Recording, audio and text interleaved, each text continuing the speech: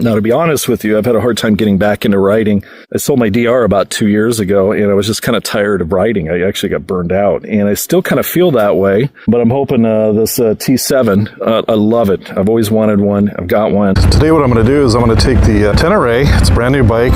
This is a 2024 Yamaha Tenere 7, or better known as a T7. I just got the crash bars, the engine guards put on, bark busters. So just getting used to this new bike. It's been a couple of years, and it's totally different. Thought I'd share some news with you. I'm not adventure motorcycling. I sold the bike, I sold the Suburban, I sold the trailer. I've actually thought about selling it. I'm strange. I thought about selling this and buying a newer Tahoe, hit the road with that, and we're on a whole different plan.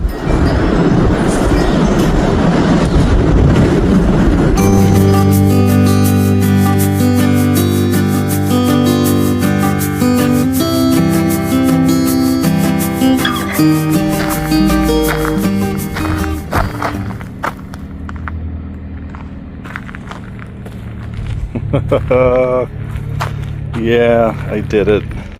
The 2025 CF Moto Ibex 450. I'm going to talk about why I got it. I thought it was done. I always think I'm done. I wasn't. Yeah, I bet you didn't see it coming. I didn't see it coming. I don't know what I'm doing anymore, but let me tell you why I got this bike. I thought I was done again, and so let me explain what this thing is and share with you my next plan. So the CF Moto Ibex 450, these are made in China. They're giving a little bit of controversy for KTM right now. KTM was going to go under, somebody bought them out, and they're getting ready to manufacture, but nobody will sell parts to them. And CF Moto is part of their problem, so it looks like they're trying to monopolize and keep KTM from existing. And that's not really why I'm making this video. I want to talk about why I got this, what it is. I'm going to share with you the pros and the cons. And let's just start with what it is. So this is a 44 horsepower, a twin cylinder, slant, sounds awesome. I don't know what the torque is. I don't care. It's definitely less cc's than what I'm used to. I haven't rid anything under a 650cc in a very long time, and that's part of the reason why I got it. They're really good looking bikes. There's some cheap components on it, definitely, but here, let me share with you the good stuff. This has the KYR forks on it. It's front and back ABS. One of the most positive features of this bike that the T7, the Yamaha Tenere 7 doesn't have, is the ABS shutoff. You can use this while you're rolling. You can't use it while you're accelerating, but if you just let off the gas, pull the clutch in, it will turn the back ABS off. The bike weighs about 450 some pounds. I don't have my stats with me. They are tubeless tires. It's very light. It feels like a moped to me. And it does phenomenally well on the highway. This is a 6-speed. And so you can go down the highway, and it can handle it all day. The vibration is minimal compared to a thumper, obviously. Another feature I really like about this, and I've got a different windshield coming. This one's still a little short, but you can literally crank it up and down right here while you're driving. And I've got another one, it's a tinted shield. Sits up a little bit higher and a little bit wider, takes some of that wind fatigue off. Another plus of this is it's a 4.6 gallon tank. So basically it'll safely get you about 230 miles. They do show it getting up to 300 miles on a full tank. That is a plus. It's light. It has some great components on it. The seat is extremely comfortable. Now I'm 6'2". My knees are kind of up high on the tank, so I ordered the rally seat, which is about 2.5 inches bigger. We got the bark busters coming, and we're doing this whole thing again. I've got some racks coming. We've got the engine protection right there. Different pegs coming. Possibly a different exhaust. I might wait on that. And I'm liking it. It was difficult for me to go down in cc's. I'm used to a bigger bike. But you know, I'm kind of done manhandling a big bike, and I want to go more off-road. I thought what I wanted to do was, 70% highway, 30% trails, dirt roads, and things like that. But this bike will pretty much get me anywhere. So the real challenge I had, what happened was this, and I'm going to take a walk and talk with you here. It's beautiful. 92 degrees right now. Yeah, it's beautiful. So what's happened, when I sold my DR650, I spent 5 years modifying it. And it took a long time to dial that thing. I bought a tremendous amount of modifications. I bored it out to a 790cc, put the racing Weber cam in it, new springs, new shock, new rims, 18s in the back, 21 in the front, wider. I can go on and on, 6.2 gallon tank. I just did all these things over a 5-year period of time. And I dialed that bike in. To spend that much money and that much time perfecting it, just basically sculpturing it to your needs, I had to come to the realization that nothing compares to that. Nothing. When you build and design your own bike, the lowered pegs, higher pegs, raised bars, lowered bars, this angle, that angle, what seat works best, seat concept was the best, tank pads, tank grips.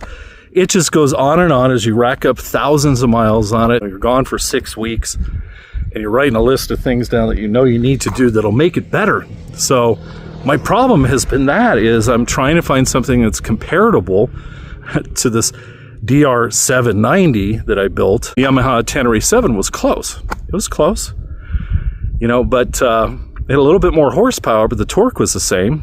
After I boarded out the DR, it was at 50 torque.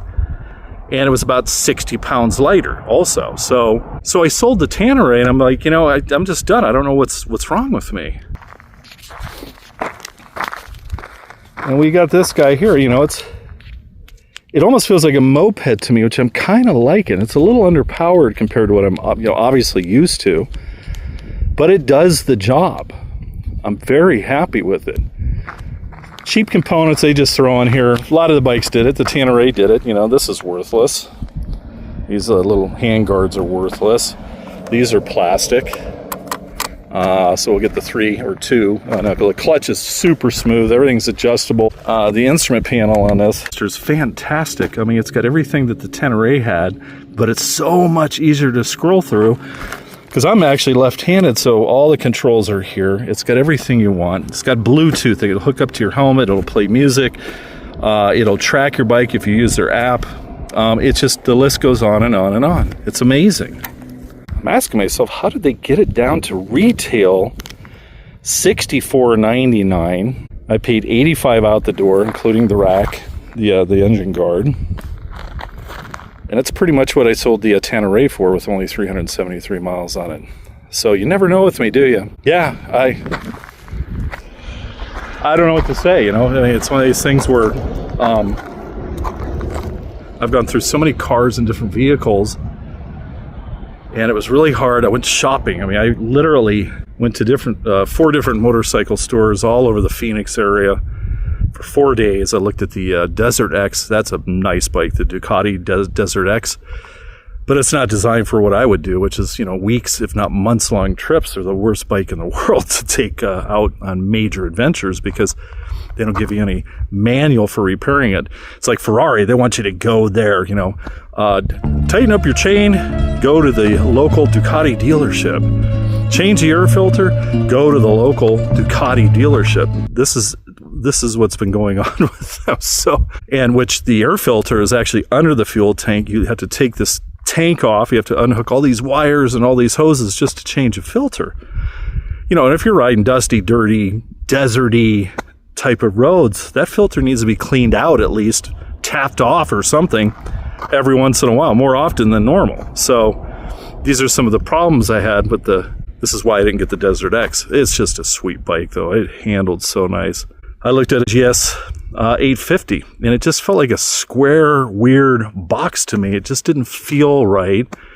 It'll do everything the Tenere will. The T7. It's made for on-road, off-road, adventure motorcycling. It's great on the pavement. It's pretty good on the dirt. And it's just something I just couldn't wrap my head around. I'm like, why am I so fussy? Well, I spent 5 years and thousands of dollars to get my DR dialed in, and it took me a little bit to realize that's what my problem is. I'm thinking I'm riding that bike. So am I going to put a bunch of mods into this bike? I'm sure I'm going to touch it up, but for now, it's such an inexpensive bike. There's more pros on the internet than cons with it. It was the #1 internet selling motorcycle this year, and I think the end of 2024. They couldn't make them fast enough because you actually get a lot with it. It's just amazing. I mean, me personally, I think this is better set up with better equipment than the KLR 650. Great lights, everything's LED. Even the tires, which aren't, I'm sure I'll replace them, but they're actually not too bad for dirt. They are adjustable shocks, front and back, all that good stuff. Of course, I had to put my company sticker on here. Overall, it's so easy to ride. It's got a really nice note to it. This is just a quick video, and let's see where I go with this. I'm thinking about Sunday. It's supposed to be really cool, like in the 70s here. And I want to get through the 500-mile break-in period, so I think I'll do that Sunday. I'll go up to all the back roads up to Prescott or even Flagstaff and back, just to get that done with, so we can move on. You're not supposed to rev it above 6,000 RPMs, and well, that's where all the power is 5 on up from there. So yes, quick video. Here we go. There it is. Can't keep up with me. I can't keep up with me. So I guess we're going to get back to adventure motorcycling and wilderness. Let's see what happens. I just go with the flow. I'm just trying to be free and feel my way through life, not think it so much. And that way of living is crazy. It's just not logical and scheduled and budgeted and stuff like that. But you know what? It seems to be working for me so far. So, all right. Hey, it looks like we got some monsoon buildup out there. I'm only like, 20 miles from the house. Oh, just beautiful out here. All right, thanks for watching, and subscribe, like, and share, whatever. Do whatever you want. This is for me to document and share with you, in hopes to encourage some people to loosen up a little bit more, take some chances. You only live once that you really know of, right? And once you're thoroughly convinced that you're not forever in this dimension, start exploring your heart. Go on that adventure. I really feel like doing this. I'm a bad example for people that are extremely conservative and logical, believe me. And if you need some help with not being so logical and so conservative, I can help you with that. Oh, I can. Come on, ride with me. I'll show you a good time. All right, take care.